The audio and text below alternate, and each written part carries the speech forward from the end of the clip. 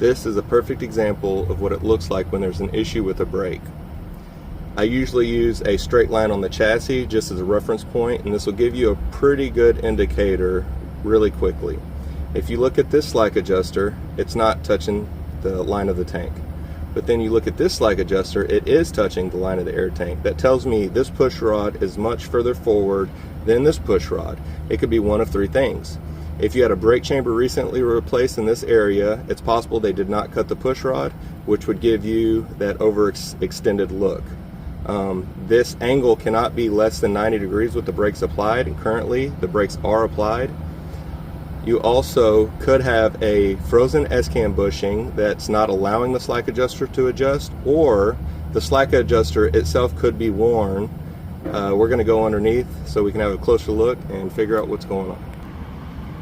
Again, brakes are applied. You see the slack adjuster. That angle here is less than 90 degrees. The rule is that angle cannot be less than 90 degrees with the brakes applied, and it cannot be over 105 degrees with the brakes released. Right now, with brakes applied, we come over and look at the brake shoe. If you hit the brake shoe, you hear it moving.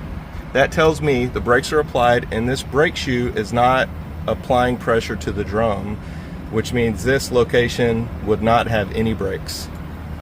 So now we're going to release the brakes and see what happens.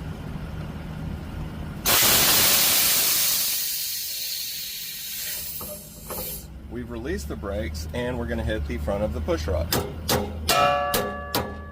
We can see that it didn't go in anymore. This is a standard 30-30 brake chamber, and we're going to go ahead and take our measurement. Should not be over 2 inches. We have a 7,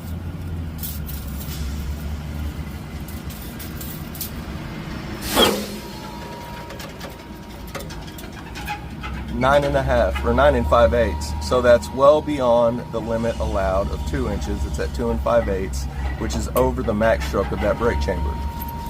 With no resistance from the S-cam itself, that tells me this slack adjuster is not adjusting, and we'll go ahead and apply and release the brakes, and you can watch this nut and we'll see if it turns at all.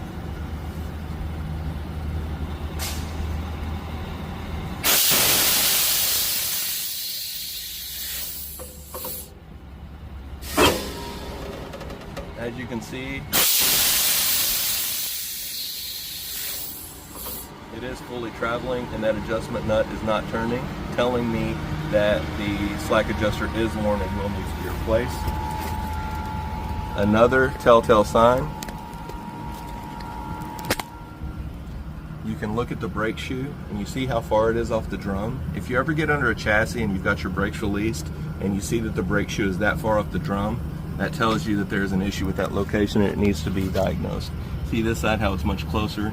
This side there is no issue, and on the right front there is an issue. The slack adjuster will need to be replaced on this unit.